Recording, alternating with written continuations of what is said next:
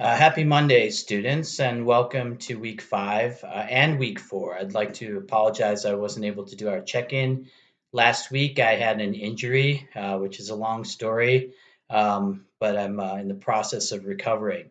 So I'd like to sort of go over the 2 weeks. So last week, we talked about investments, right? Which foreign direct investment is something I've spent a lot of my time studying in my career, and I think there's a lot of uncertainty as we've talked a lot about strategy and the effects of COVID. A lot of companies are going to be cash poor right now, although some, who have benefited from COVID are going to be cash rich.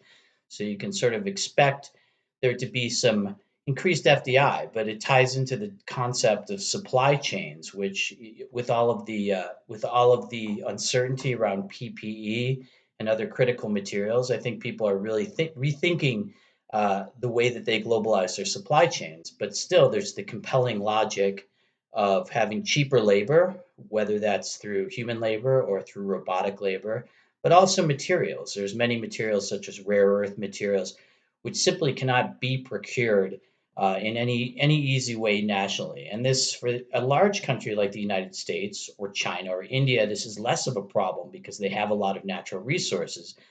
But for smaller countries, say Belgium, for example, or Costa Rica, they do not necessarily have this depth of resources. So they're required to think about global supply chains, international trade, and how to do investments that work around that. So good work on all of your work around that. So this week we go into culture, which many of you expressed in the initial post was something you're very interested in, and is I think one of the real key differentiators in global business from sort of local business, in the sense that you don't necessarily think about things differently.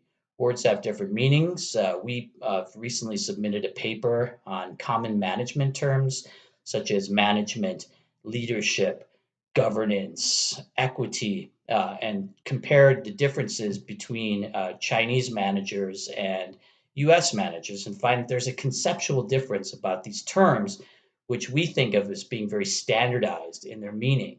I think you can also see this in reactions to COVID, attitudes towards wearing masks. I just got back from the doctor's office, and we were talking about regional differences in this.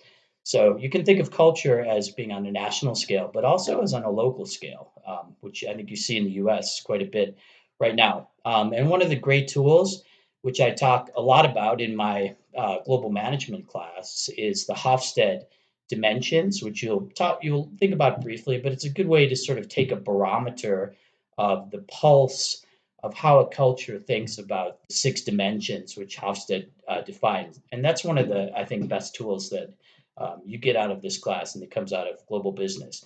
So look forward to your work on that. And those are both great topics to include in your group presentation. The first group that did Apple in India did a great job. As I said, you won't be receiving final grades until the end of the class for your group presentation, because I want to sort of see how everyone did and look at them comparatively. But I can tell you that they're definitely in the 90 plus range. So if you want to look at a model, that was excellent.